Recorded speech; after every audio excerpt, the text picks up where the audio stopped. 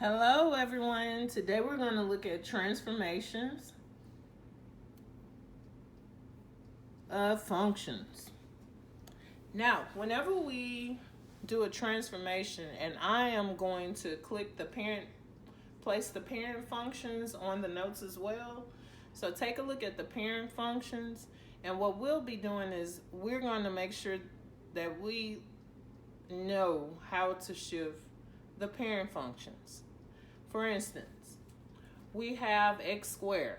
X squared is a parabola, the little u that we all are used to looking at. That parabola can go up or down, which is called a vertical shift. And that simply means that we add a number to x squared or subtract a number. So if we want to move up, we add c to the function, or we add a constant. If we want to shift down, we subtract a constant from the function. Now, for horizontal shifts, if we want to move something horizontally, that means it has to be done to x, okay? Because horizontal is the x-axis, so something happens to x. So if we subtract x minus c, then that means that my graph is going to shift that many units to the right. And if I put plus c, that means that my graph will shift that many units to the left.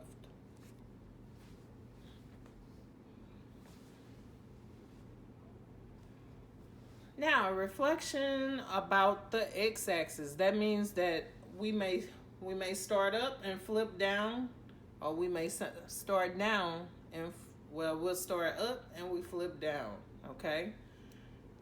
That is called a reflection, or if we're down, we'll flip up. And that's a reflection about the x-axis. So whenever something happens, whenever we have the opposite of the function, the graph will flip over the x-axis. Now, reflection about the y-axis means that if it's on the right, it's going to go to the left. And if it's on the left, it'll go to the right. That means that something happened to your x value. So we have f of negative x.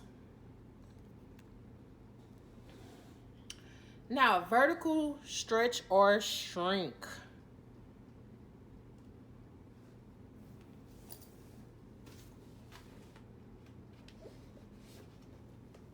Whenever we have a vertical stretch, that means that c is greater than 1. So that means that I'm going to multiply a number times the function, and that number has to be greater than 1.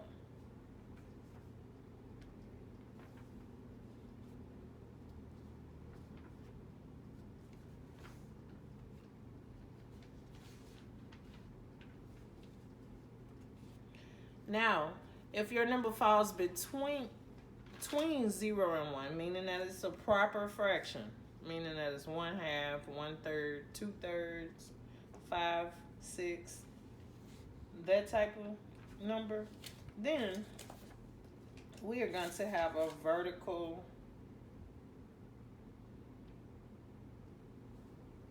shrink.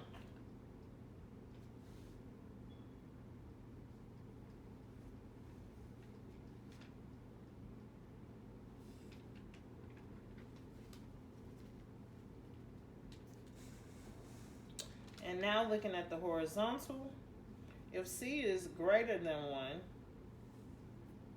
and we are changing horizontally, then my graph will have a horizontal shrink.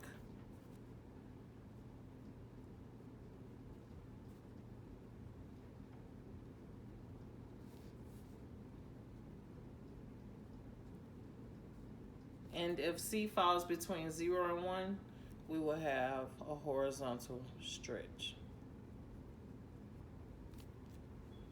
Okay? So notice, anything happen vertical happens to the entire function. Anything that happens horizontal happens to